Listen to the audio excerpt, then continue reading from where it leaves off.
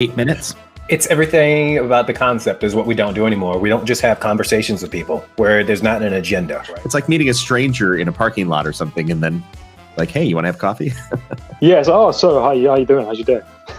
Exactly. Well, we are live here, Coffee with Humans, with my soon-to-be new friend, Christina. She's still actually a stranger. I only met her about 8 minutes ago. That's the essence of Coffee with Humans. Two people just bumping into each other randomly and then saying, hey, let's grab coffee. Before we got on the broadcast, I was thinking if we could have this discussion anywhere, where would that be? And I came up with we could be sitting in Iceland in a hot spring. Lovely. If you could have this discussion anywhere, where would it be for you? Love this question. I'm stumped right now. I'm not really a beach person in terms of getting in with the aquatic life, but I do like to be near it and feel the breeze from it. Okay. And so anywhere by a beach. What drew you to clicking the button to have coffee with me?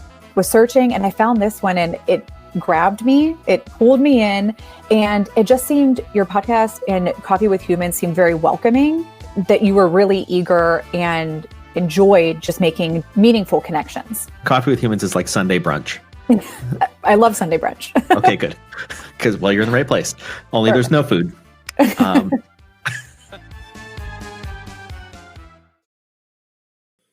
All right, we are live here with Coffee with Humans with my new friend, Angel, from the CEO of Confidant.com. Welcome to Coffee with Humans, sir. You bet. Thank you. Thank you very much for having me, and thank you everybody who's watching us today. So we were talking a little bit before the broadcast that you are in Texas, and I'm in Northern Illinois. Exactly. Okay, cool. And you use you apparently live stream every day, you said. And for our viewers and listeners, I know nothing about you. I know that I typed those words right down there. Okay. And we're meeting for the first time. So that's good. That's good.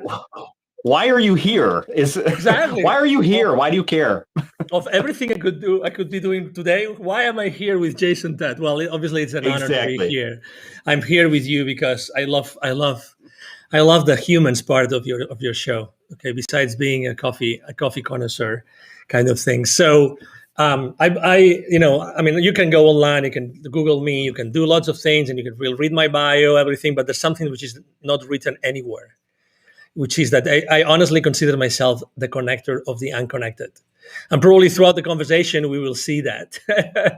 So when I saw humans, and I'm originally from Spain, we love coffee. We love short coffee, the espresso coffee. And throughout my entire life, I've always been surrounded by coffee. So with those two words, connecting coffee or connecting humans through coffee, I think it's a great experience.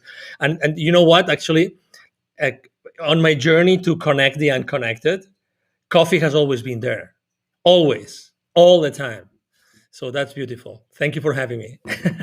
Well, I'm excited to have you. And you signed up some time ago, which I'm just due to scheduling considerations, I'm booked out several months in advance. So I really appreciate the fact that you would stick around and click a button to schedule out 2 or 3 months in advance and then show up for it. That is remarkable to me. It is. And I appreciate it. So you're the connector of the unconnected.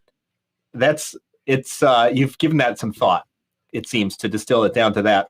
Please, absolutely. So, I was born, back in Spain a few years ago, right? And since very early on, my mom and dad, they had no international experience whatsoever. They didn't speak any language. My mom is a teacher. My dad is a business person. And they made me study foreign languages. And that was really the beginning of the journey of it's starting to connect the unconnected. Fast forward, I worked in, conducting business and developing business in so many different countries, blah, blah, blah. Right. I left corporate America 5 years ago. And I started reflecting about what I had done with my life, literally. Because, when you leave like a corporate setup where everything is is very structured and you have a support system and everything, when you are on your own, things change completely, and the first thing you have is fear. You have fear, and regardless of what you have done in your life in corporate, you still are fearful. And then I started to literally write my blessings. Someone told me, hey, why don't you sit down and literally write what you have done throughout your life from a professional perspective? And I started counting the countries I have done business and the people I had connected with, and blah, blah, blah, blah, blah. And the reason why I had left corporate America, actually, one of the main reasons, besides being with my family more often, because I was traveling all the time, all over the place, was starting my nonprofit. And actually, I'm the co-founder and president of a nonprofit called Wisdom for Kids. And we help underprivileged kids in Latin America become entrepreneurs using their local resources. Why is that important? Because for many years, and unwillingly or without noticing, I had always been seeing those two different worlds. The worlds of the CEOs, the worlds of those CEOs of subsidiaries of large corporations present all over the world in those 30 plus countries I conducted business. And when I was in Latin America, I lived in Latin America for 10 years, I was always seeing those kids in need. So I said, oh my God, if it's not me, who's going to do it? Who can connect those two worlds if not me? And that's why I started to launch this. I'm co-founder. So that's why I consider myself the connector of the unconnected. And on top of that, the cherry on the cake, and you just mentioned it, Jason, it's so funny, is that 40 years ago, one of my first clients was a TV network from Spain, 1.7 million people watching it, blah, blah, blah, you name it. And they said, okay, so we would like you to help us expand our business. They were from Spain, in the US and in Canada. And you know what? As we are meeting today and, working out the details and everything, we happen to be here at this conference. Why don't you start conducting interviews? Literally, that's what happened. And I said, okay, why not? What do I have to know about the person I have to interview? Well, don't worry. You just start an organic conversation. I had no idea anything about this gentleman. I forgot his first name. His last name is Halpern. Is the first ever spiritual music composer in the country. Stephen Halpern, I think it is. Okay. Anyway, so fast forward, I was again in a position in which I was, hired to conduct interviews with people, with all this greatness of these people, right? And me asking them questions just to make sure that my audience, or our audience at that point, were going to resonate with those messages and learn from them and be inspired. So that's why kind of my life has always been connecting the unconnected. People that probably if I wasn't there doing what I was doing at that point in time, they would have never been able to find those dots that would connect them to something else in their lives. Did I answer your question? Absolutely. You also have, it seems like, a particular niche that you, from your culture and your experience blended together, that allow you to serve a population of people in a way that probably nobody else could. Like, to your point, like you're like, well, if not me, then who? You're sort of perfectly positioned for that, it seems. Yes. And obviously, again, as anything else, you have the excitement and the passion and the idea and the concept, but then it has to become a reality, right? Then you have to start developing it. You have to start working on the workshop, how to do this, how to do that, right? I mean, for the kids in need. And then how do you connect, CEOs of corporate companies, with the underprivileged, all these kind of things. You have to work out the details. But yes, I think that everything I've done in my life was just preparing me to be the connector of the unconnected. And I keep on doing the same thing. And I always think that there's a reason why I'm connected with people. And there's a reason why I'm here today. And I'm sure that someone will be resonating with us, with what we are saying today. And I'm probably going to take action on some part of their lives that maybe they procrastinated on. I don't know. But that's the beauty of a conversation, Jason. Yeah, I agree. It seems that in agreement with you, it seems that people do have a certain thread that seems to carry out through their lives.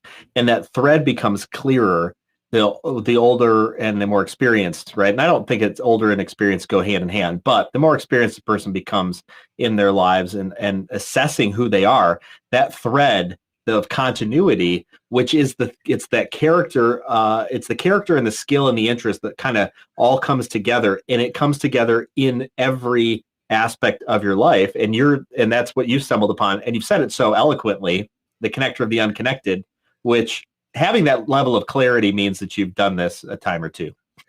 Thank you. Let me tell you why right now I'm having chills. A guy that has a 12-minute combo, something like this. He's an extraordinary, a podcaster, just as you like you. And he asked me on one of his podcasts interviews. He asked me, "What's that song that has been around with you for your entire life?" I had never been asked that question ever. And suddenly I realized, and listen, you will not believe this, Jason. The song is from a band called Supertramp. Do you remember Supertramp? The band called I Supertramp? only know the name. Okay, you know the name. Okay, so this song that has been all the time with, and it still plays on my playlists, is Taking the Long Way Home. Taking the long way home. So to your point, exactly. It's as if I had all my life going to those places, doing those things, meeting all these people as a long way to go back home, to go back inside myself to find exactly what I was supposed to be doing. Isn't it amazing, Jason? It is amazing. And it seems a path that's necessary. I feel like people want to short circuit that path. And I don't think it's possible to short circuit the path for one. I think you just stumble across some level of some pseudo kind of like pseudo home. It's like, that, and then you eventually find like, that wasn't where I was supposed to be. So I think it is the searching that a person must go through to be able to find what you've found. But isn't it funny that you don't, if you ask me like 10 years ago, well, maybe not 10 years, but 10 years ago, I wasn't searching for anything. You know what I mean? Mm-hmm. I was just living my life. And sometimes when people ask me, hey, what would you tell your younger angel? Little angel, hey, I always say the same thing. As fascinating as my life might look, is little angel, take more risks. Don't overthink it. Take more risks. No, honestly. Yeah. Honestly. So, because also when you are in a search, it's kind of, you are in a search, right? I mean, you are there. Okay. But maybe, and that's one of the things I actually very often, when I coach people is, are you really looking around you right now? Are you really listening what's happening around you? That's why I'm enjoying so much this conversation. You're so much into what I'm saying and to what comes to your mind after what you're listening to what I'm saying, that amazing things are just popping up that were not, scheduled. I mean, we don't have a script, literally. That's true. There is no script.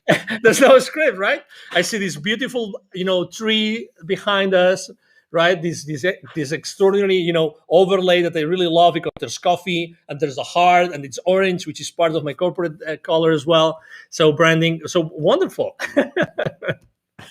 Well, I appreciate that you see that, and that does tell me a bit. You've kind of been here, done that. You are experienced in a lot of different areas to be able to have that clarity, because not everybody sees that type of depth, I think, to these types of conversations. And to your point, Coffee with Humans really is about connecting people together in a very intentional way, because I believe that as people, we should be about creating great things. And when we can come together intentionally to create something good things happen. Just the fact that we ended up in the same place and then set a similar direction, and it's random. I mean, you could call it random, right? I mean, I'll have coffee with anybody, but every time I have coffee, I literally I go, okay, like I want to see something good come out of this, and it's never failed. It has not failed once to have something good out of it. And that's, I think, the power of just being intentional and having that clarity and focus, which is clearly what you do with your connecting the unconnected, which maybe you weren't thinking of that earlier, right? But it's Never. your DNA. It's what's coming out of you. It's like your fingerprint, right? And Exactly. And when you look back, you're like, oh, that I can see that was from me. I can see that was generated internally. But it is that it is that what's this? It's that assessment, or like assessing our lives or assessing our experiences, which then we draw out the lessons and we draw out the clarity, which then allows us to be intentional, I think, about our next, kind of like what's next. We have to be intentional, or have the opportunity to be intentional about that. And so, I mean, I started my own company 5 and something years ago. Before that, I was working for many corporations, mostly American, although I'm a European. But guess what? Connecting the unconnected came up to my mind only 2 years ago. So the north of the country a little bit, so that's going to resonate with you. The Adirondacks. It was with a very good friend of mine. Her name is Christine Powers, and her husband Larry. And it was that they have a great retreat center. They have something called the Philosopher's Camp, And I attended one of their philosophers' camp. There is a beautiful land. I think it's 100 plus acres. And I was so in tune with myself and with nature and everything that is in there. Well, if you know the Adirondacks, they're beautiful. And I just, all these amazing things started to come to my mind, and I realized that I had been working for that, and I had been doing that consistently, always, and being open to listen. I think that's very important, and we have to find a balance between having our goals and our plans to achieve those goals, and also to be open enough to course correct. Sometimes life, I like to. The same way you were saying about your coffees with people, right? Every time you drink coffee with someone, with a human, that it's always been worth it, right? Because there's always been something coming up out of that conversation. It's the same thing with me. Every time I've seen something, instead of discarding it, I said, "Oh, wait a minute, let's have a conversation. Let's talk. Let's see if anything makes sense at all." And then there's a new path over there. There's a new, avenue that opens for you, and you decide if it's good for you or not. But again, and that's why it's so important to be paying attention. And also, I would like to say that we are very distracted. Okay, and that's why it's very important in life to differentiate between judgment and discernment. Very important. Okay, judgment and discernment. I think that we all have to really sharpen our knife with discernment, very much so. But it doesn't mean that we have to put all our emotions, our feelings, and take advantage and blah blah blah, down the path of being judgmental or judgmentalism. And I think that those two words are so mixed that people tend to take everything personal and not leave anything for discernment. And that's why I think that it's extremely important to have those coffees with humans. To walk that path. It's an experiment.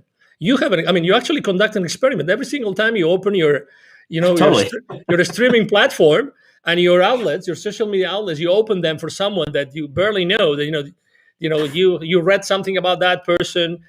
Your guests might have read something about you, or might have Googled you. Maybe exactly, or maybe not. Right? But again, the presence. The importance is the presence. Is how present you are. How present I am here. And where the conversation is taking us, and how can we inspire our audience at the end of the day? How can we inspire our audience with our conversation? Yeah, you used a very interesting and intellectual word that is not used very often, is in my estimation, the word discernment. And I love how you bring a distinction between judgment and discernment. And I think definitions, being very clear on definitions, is very important, especially as we begin to talk with one another and as we begin to produce things. So discernment, break that down for me and for our audience on what you mean by discernment. Yeah, discernment, I think some people don't know what that word is. Well, in your own words. Don't give us the dictionary definition. Exactly. I was going to say. I don't remember having ever, read the definition of discernment. But for me, discernment means not taking anything by the face value. That's what discernment is. Discernment means that according to your experience, according to your heart, your soul, when you are confronted with a situation, you are able to differentiate. You are able to take what is important from what is not, without having to actually put your, let's say, to compromise your emotions and on that process. Okay, so that it's not the ego that kicks in and immediately you are in a position. Okay, so we can continuously be in a discernment position and decide, okay, so what I'm listening is this and that. I'm not necessarily in agreement with this or that, but I understand both positions. This means being in a position of discernment without taking. You can be more in agreement with one side or the other, but you don't take at that point. You don't take a specific position, or you don't compromise. I like to use compromising the emotions, because when you compromise your emotions, actually, I think that you're taking this to a completely different level, and then you lose part of your rationality. And I think it's extremely important to keep that rationality going, because otherwise, I think that you see what has happened in the world for the last 12 to 14 months, 16 months already, which is everybody's taking sides, right? So you're either inside A or inside B, okay? And if not, you're nowhere, right? And then there's going to be another reason to be inside another side A and another side B. I'm so against this. That's why, again, adding or having the title, having the word humans as title brings all of us to the same place. We're all humans, okay? We are all humans. All humans. We have had different lives, different experiences, but at the end of the day, we are the same thing. You see this plant here? So it's probably made of the same things that we have been made. The funny thing is that, I talk to my plant in the morning, in the evening. Sometimes I talk intentionally to the plant, and sometimes the plant responds to me. Why not, right? So, but we are all part of the same thing, and that's extremely important. That's why I think that discernment should be a word that should be in the forefront of many conversations today. I see that you, connecting a handful of things here. One is this idea of, we're all humans. And that's actually why this is just named Coffee with Humans. And you mentioned this being an experiment, which is totally true.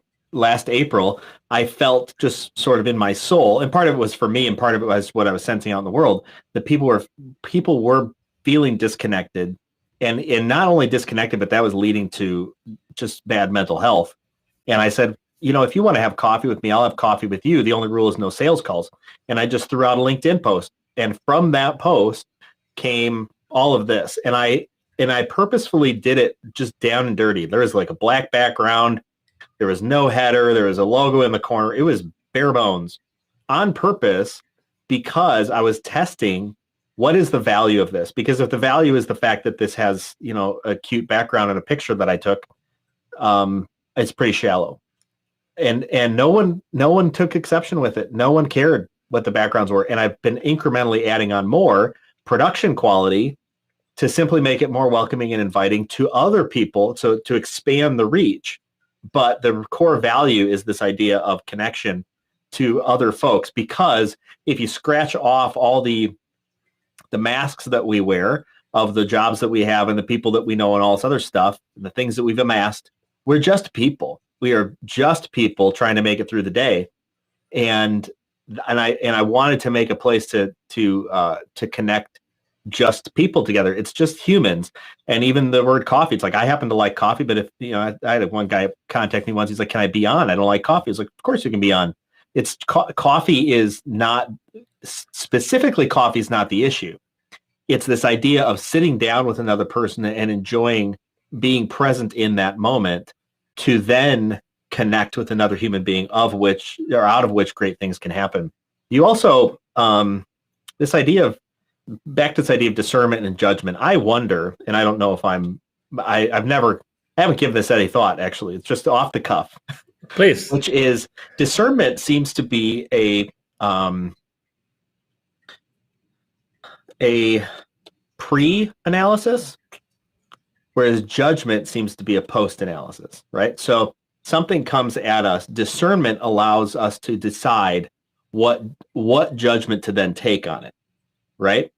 And back to, I think you said it's like, it's the collection of all these things. It's your skills, your experience, it's your paradigm that allows you to discern something about an issue, right? After which we need to do something with it, and the doing something is we're acting out of judgment. We analyze out of discernment, we act out of judgment. And what if, and that's the big question, if I may disrupt you a little bit. So on what if we don't want to do it? You know what I mean? What if we don't want to take the second step? If we just want to let it go? And I would like to actually suggest, if I may, a book. It's obviously it's not my book, but it's a book. I went to a spiritual in Venice Beach in Los Angeles a few years ago, and I asked the owner of the store, spiritual bookstore, and I asked what's the most popular book was at that time The Untethered Soul by Michael A. Singer. Okay, so I recommend this book because it talks exactly about this. It's an amazing story. This guy has an amazing story. Unfortunately, he doesn't give interviews. Otherwise, I would exactly. Thank you. Otherwise, I would recommend you. I wish I could interview this guy, because this guy is brilliant and his story is brilliant, and he has many different books besides this one. So the Undeath Soul speaks about this, about why do we have to always leave inside of us some sort of footprint of everything that happens around. So this discernment, actually, I consider discernment to be a tool that helps us actually protect ourselves. It will be, obviously, it wouldn't be an understatement to say that we are as humans, we are beings, so we are animals, so we live in survival mode most of the time, right? So we are supposed to live, for a long time, and that's why we continuously, we are aware of so many things to protect our species, our life, right? But in reality, as you know, for instance, we have this wonderful thing called smartphone, which distracts us all the time, all day long, every single day, right? Yep. So, but that kind of distraction, unfortunately, is not the right thing, right? It can help us, but as you all know, and if you have watched a very interesting movie with many different former C-level executives of these large, social media companies called Social Dilemma. They speak how they don't allow their kids to have cell phones or smartphones, and they even put duct tape to their cameras in their phones and in their computers, right? I wonder why. But anyway, what I'm trying to say is, why don't we? Are we obliged to really make that comment, make that judgment, that additional step? Are we or are we not? My conclusion is, we are really not, but I think that socially speaking, it's considered awkward when you don't make that judgment. Imagine you are 3 or 4 of your friends all together drinking beers Friday night, right? Let's say, or whatever you want to drink. Or if you don't want to drink anything, it doesn't matter, but you're all together and you start talking about something. Imagine that at some point, 3 of you decide not to make a judgment about a specific situation that the 4th has brought up. He would say, "Hey guys, what's going on?" So silence is so important. Yes. It's so important that silence has become socially awkward. My mom says, and my mom has always taught us a lot of different, sayings. It's because she's a school teacher. So she has this saying about silence, which is, silence is the land of the strong. Silence is the land of the strong. And there's so much truth in that. There's so much truth in that. And we underestimate them. I'm having chills again, Jason. we underestimate it. Why not using silence? Why not? I completely agree. I think we need to be wise about where we spend our energy and what we allow in. So for years, I've not watched television, like terrestrial television with ads and things like that. And I've not listened to the radio because I just refuse to listen to the ads. It's all noise. I have a tendency to not like social media, even though, social media might be even good for business. I don't like it because I find that it can easily suck me in. Years ago, I don't know if you remember on Facebook, this was a long time ago. On Facebook, there was a game called Farmville. Okay, no, I don't know. And Farmville just had these little squares, and it was a farm, right? And you expand your farm, and then you could plant crops, and then you have to go click, click, click, click, click, click, click, click, click, click, click to harvest the crops, or you had to spend your cash, building a barn, and then the barn would give you chickens, and then you had to click, click, click, click, click, click, click, click, click, click, click, click to collect all the eggs.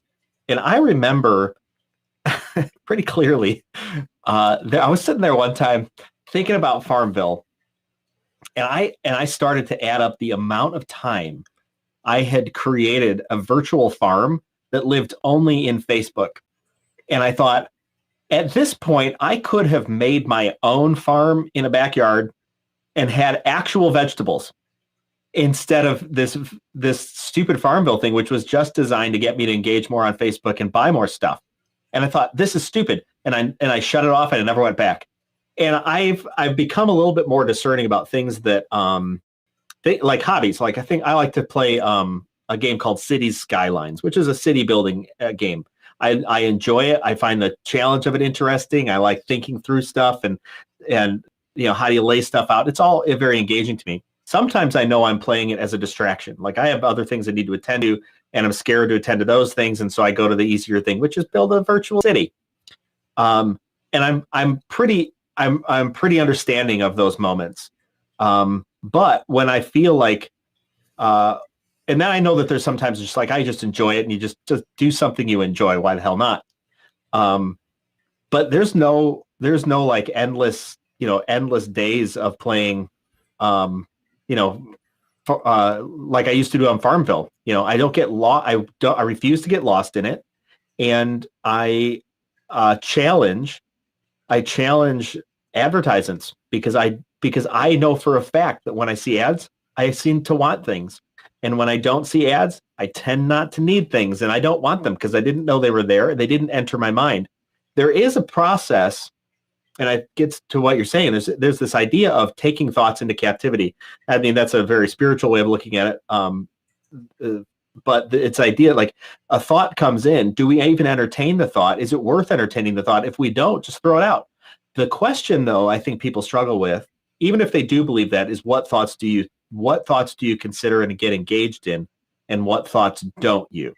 I've got a saying, and and then I'd love to hear your thoughts. I've got this saying that came to me by some book at some point in time, so meaningful to me. I printed it out, put it on my monitor, put it on my car, and it's this. It says, "Am I willing at this time to make the investment required to make a positive difference on this topic?"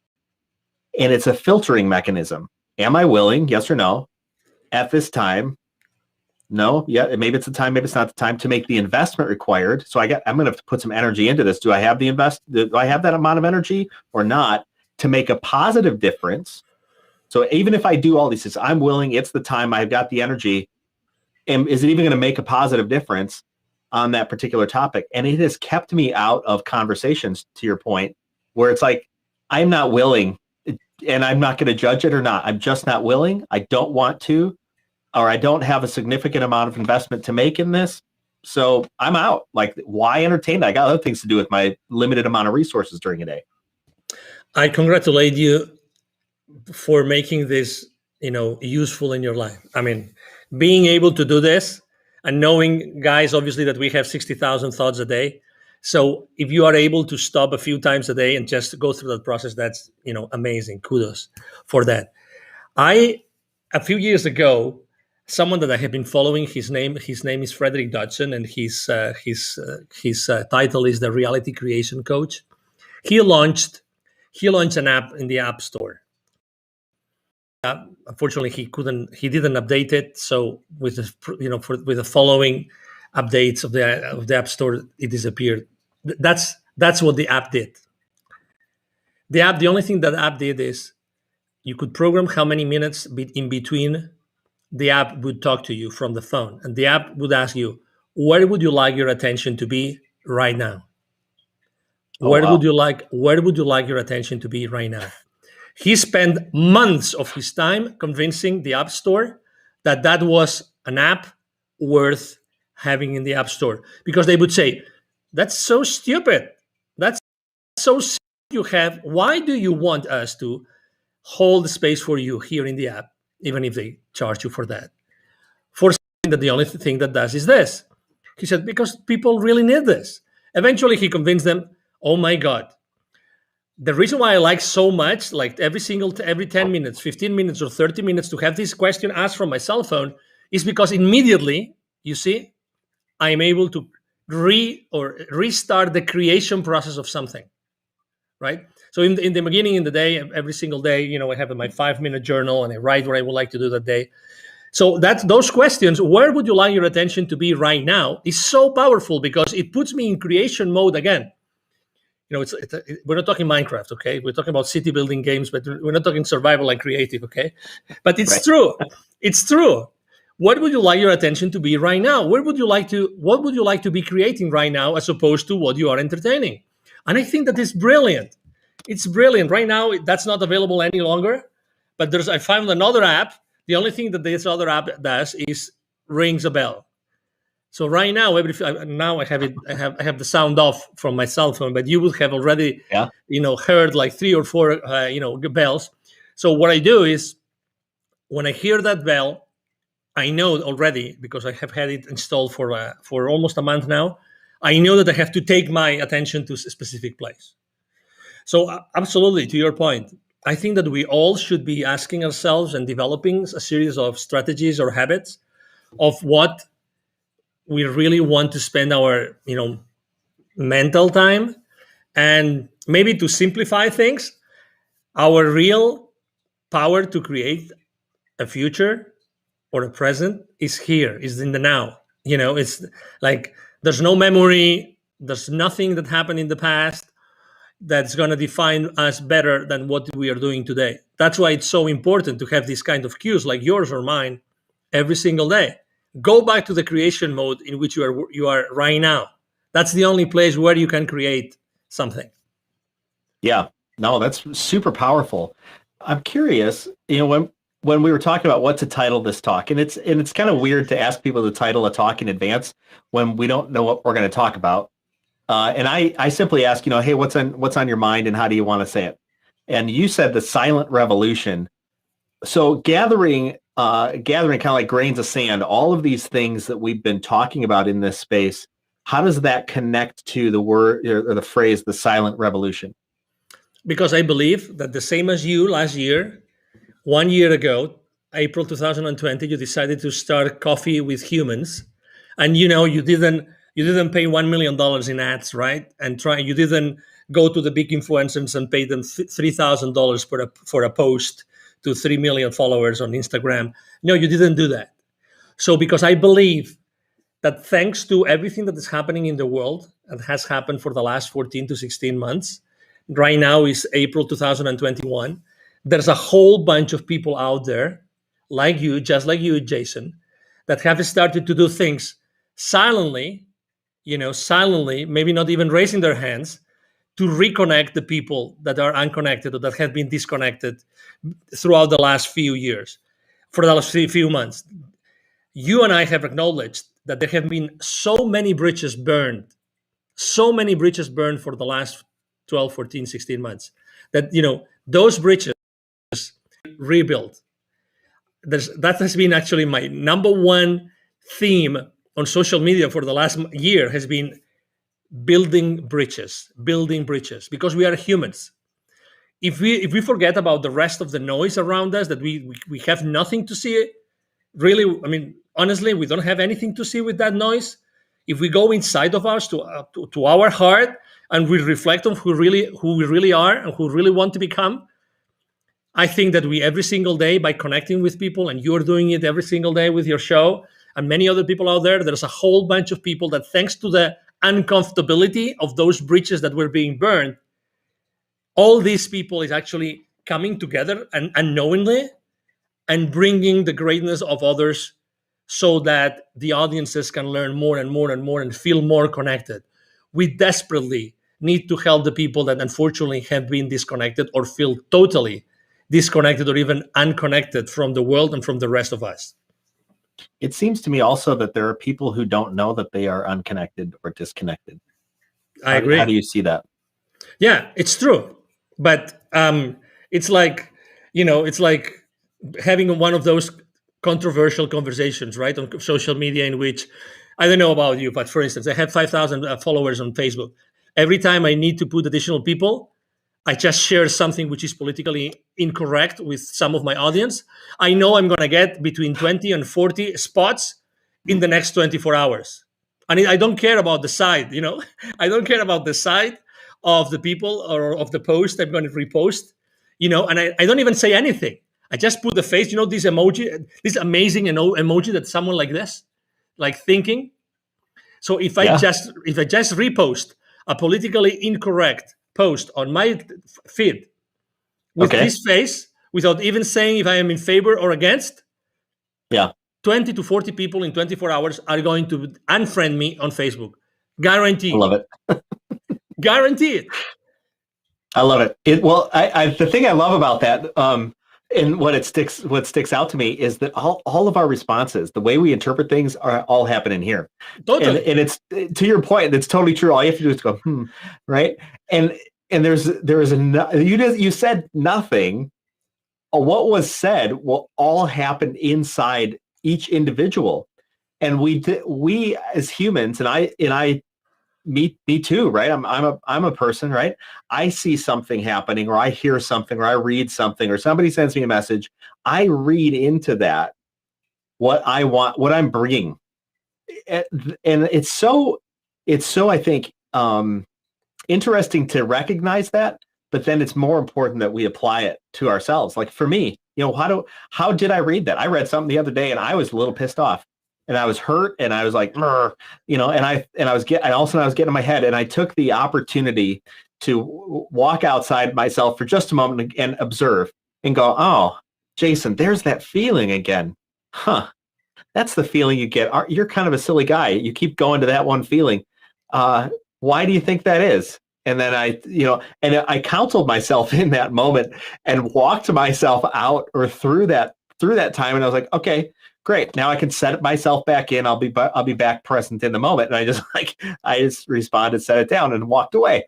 And I find myself that I have too, like you're saying, have been caught in these times when I just look at something and I go, oh, what the heck why'd they mean that? It's like, you have no idea what they meant.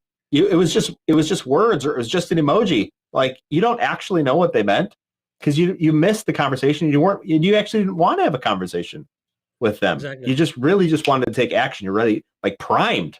The pump is primed so often in ourselves to just take action. And like you talked about, judge instead of discern. Mm-hmm. Exactly. And as you know, the funny thing is that happens in the unconscious. I mean, this is like, boom, triggered. And immediately what you feel, which is, I mean, I'm not a scientist, but I love to read. I'm an avid reader. As soon as you go to that thought, right, and you have that feeling, right, there's immediately, that's demonstrated scientifically, it's immediately a rush of chemicals through your body. Actually, we are identifying those chemicals, in our body when we go down that rabbit hole that you know for a fact that you don't want to go, but you still go, right? And the funny thing is that you really like those chemicals, because you are actually addicted to those chemicals. Yeah. That's why that's the beauty of this app. Where do you want your attention to be right now? I mean, if I could, it would be like every 5 minutes. I think that we should like tame ourselves. Yeah, it makes sense. We should really tame ourselves, because we have this beast inside of us, because we are humans and because we have to live in survival mode to survive, blah, blah, blah. But still, becoming aware and trying to break the habit of being ourselves. That's really what we should be trying. Well, it's like Pavlovs dogs, right? I mean, that was the whole thing of Pavlovs dogs, this scientific experiment they did years ago, rang a bell and fed the dog. I think it was, or was it rang a bell and beat the dog? I don't even know what it was, but basically the idea is that we get trained and you use the word tame. It's like we train ourselves into this process where we see something or feel something or hear something and respond.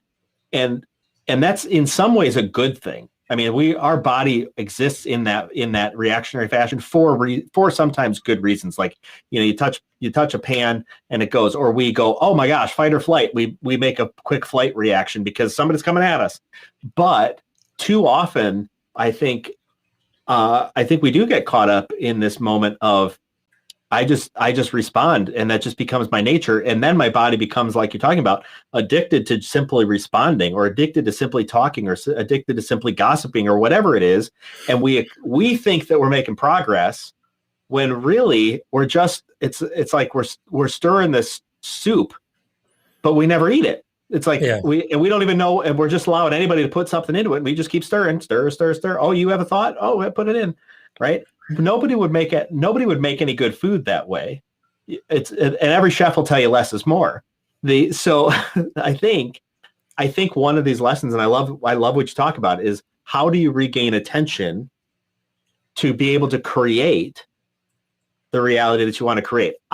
For me, that is a huge takeaway.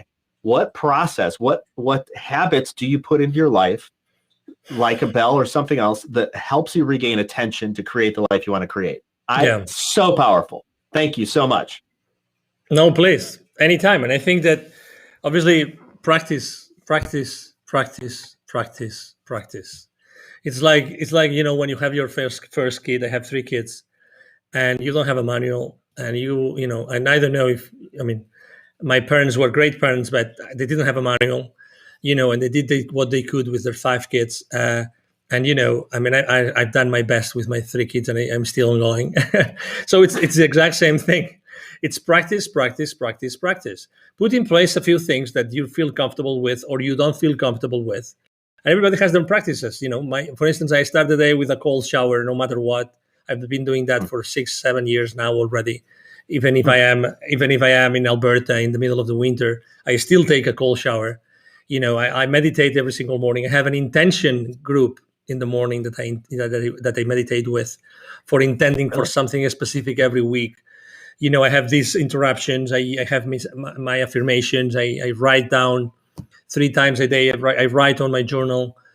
All those things. You know, and as opposed to trying to like silence yourself or silence your, you know, your chatter. I always like to think that it's better to try to create something, you know, try to put everything positive. That's why all the demonstrations on the streets are so wrong, because they're always against something. When I totally think that they should be in favor of something else, which will be good, as opposed to be against. So it's the same thing, right? You know, just build, just put your life in positive, and try to create stuff as opposed to eliminate stuff. Try to put yourself in a place where you're always creating something. You know, for me, literally, very honestly, I have to confess something, Jason, which is I like to be interviewed on podcast shows to discover what I know. Right? Really, honestly. Absolutely. because the same way I described what I had done, you know, in my life when I left corporate America to see what my brand should be. It's the exact same thing. You don't really know everything that you've heard, you've interiorized, you've experienced, everything you've seen, you've heard, until someone asks you that question and you say, "Oh my God, yes," you know. And that's the power of a conversation. Yeah, that's the infinite power of a conversation. Conversations are super powerful. Absolutely, I totally agree, and you're absolutely right on. From my experience, the idea of go get interviewed, and you will find out what you know. And it's sometimes fascinating. I use this example. I know we're coming up at the end of our time here, but I use this example of years ago. I remember I was talking to some guy who was having trouble getting stuff done, and I was like, "Hey, have you made a list of what it is you need to do?" Because he kept talking about all sorts of stuff. Have made a list of what you need to do, and he's like, "A list?" And it's totally like earth shattering to him. And instead of going, "Oh, you dummy, you don't know how to make a list," I thought, "Oh, there's a time when I remember as a highly capable individual, a sales exec, I would, to figure out what I need to do, I write them on these little yellow Post-it notes, and I, like just tiny little things. I mean, just a tiny Post-it note even. And then I folded it in half because I didn't want to get my pocket sticky, and I put it in my pocket. And at the end of the day, I'd have this like plethora of Post-it notes. And I start going through them like, "Oh, I didn't get this one done," or "Oh, I did get that done," or "Oh, oops. Oh no, I forgot a Post-it note." And how absurd it was that I was still functioning at a high capacity, but had no idea how to make a list. And fast forward to today, it's like when I've got lists, and if I'm ever questioning what to do, I make a list. I was working with a gentleman this morning, and I'm advising him on his business stuff, and I'm the keeper of the list. It's just like there are simple skills that sometimes we forget that we have, and then like you, sometimes it requires like a kind of a reset. It's like, wait a second, let's make an exhaustive list of everything that I've done and all the things that I know, and then when you stack all that up, you're like, wow, like you've done a lot, buddy. You're good. It's like, it's okay.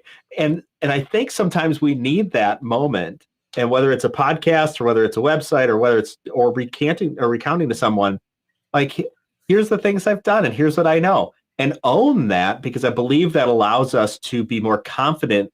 And back to this idea of discernment, I think it allows us to be more confident in our discernment and in our own judgment and our own wisdom, which then allows us to go about being, I think, more intentional and creative and doing the things that we trusting our gut, right? And doing the things that we want to do, and just knowing like that's you're on the path. Yeah, and I would like to add a note that has been like, in the surface of what you were just saying, and probably in the surface of everything we've shared today, which is compassion, self-compassion, self-compassion. Okay, I mean, I am a pretty, as you probably can see, a upbeat guy and everything, and I like to use the sense of humor all the time as a way to increase the compassion levels with myself, because I tend to be extremely hard on myself, and we don't realize but when we are hard on ourselves, guess what? We tend to be hard also with everybody around us, and that's terrible. Again, because that adds an additional level of a layer, an additional layer into our days, in our lives, which is totally unnecessary and does not add anything positive to our lives or the lives of the people around us. And I think that we really need to feel like, we have to consistently throughout the day, we have to feel like, okay, I just let loose, I'm just with myself here, breathing, just listening to my heart, listening to my breath, and continuing with the day. But hey, guys, life's too short to be, or for being so hard with ourselves. We've done and accomplished so much. Totally. Just acknowledge that. Totally, and that's where I think sometimes some people might hear this conversation from two guys who seem to know what they're talking about and think, boy, I got to kick it into gear, and turn life into productivity training, which it's not. and sometimes, and I know this to be very true myself, sometimes the emotional exhaustion is so high that it's like, I have enough emotional capacity for myself and nothing for you. And so, I'm not going to accomplish the things that I intended to accomplish because I do not have the capacity for it. And that's okay. I'm going to leave grace for myself. I'm going to leave compassion for myself. And I'm going to sit there with the little boy sometimes and go, it's okay, buddy. You'll get in the game. Like you'll get in there. You play a little bit harder. It's fine. Right. I think I know for myself, for sure, I have lost sight of that in times. And like you say, my level of criticism for myself is pretty high. And it can get high for other people too. And that's just, it is a shame, I think, sometimes, a detriment really. And Totally. Actually, I think prevents us from taking the time to really dig into some deep work that happens inside our hearts and inside our minds, inside our souls, because we twist it around and turn it back into, well, just go be productive. And that doesn't work, because productivity eventually runs out, like we saw in COVID. It's like, be productive doing what exactly? The place is shut down. Like, what do I do now? Exactly. And a lot of people ask that question because they had such an eye on achievement rather than, I think, just how can I be a person in this moment? If I didn't have to achieve, what then? I could just go talk with people and meet with people and make the world a better place, which I think we all intuitively know, just like you found out. We all intuitively know what that might be for us. We do. We just aren't quiet enough to listen to it, and then I think we don't trust it. And I think also, and this is what I love about Coffee with Humans, what I love about talking with you. Sometimes when we find ourselves in that moment, the answer really is, hey, go find somebody else, because you need somebody else's input, you need somebody else's wisdom, you need somebody else's processes, and to be able to come up with a different outcome. So I think when people spin and spin and spin and spin too long, they need somebody else to come in and say, hey, here's, hey buddy, have you thought about keeping a list? And like, oh my God, a list. Hey, have you thought about just not responding to that stuff because it's not important? Have you thought about what you want to create because that's what you want to do? I think, and I think this is probably what you do as a job in part, is how do you influence other people? And there's a learning process, obviously, for yourself in that too, it seems. Oh, absolutely. Yeah, everything starts from ourselves, from myself, from inside of me, getting to know myself, and again, being compassionate. I mean, everybody. I mean, again, you cannot blame the world for being how it is. The only thing that we can control is ourselves and the way we look at the world and what we can do to change it. That's it. If we want to change it, if we want to change it, and innately, I knew I wanted to, and that's what I have done. What I have done in my life, and I keep on doing it, and I keep on, helping people to do that, and connecting the unconnected. At the end of the day, you see, you do the same thing, the exact same thing, Jason. Yeah. Well, Angel, this is fantastic. I really so much appreciate you being here on Coffee with Humans, and likewise, I honor you in this space. Thank for you. our viewers and listeners. Angel and I met just a little over an hour ago, and we knew nothing about each other prior to then. And we've I think talked about some really great life-changing subjects. I know I've taken something from this, and I trust that you have too. So me too. Absolutely. Thanks for joining us. Totally. All right. Thank you very much, Jason, for having me. Absolutely. Catch us next time. Bye. Thank you. Bye-bye. One of the things I love about Coffee with Humans are the raw conversations I get to have, meeting new people just like you. If you or someone you know should be on Coffee with Humans, go to coffeewithhumans.com. Remember, the only rule is no sales calls.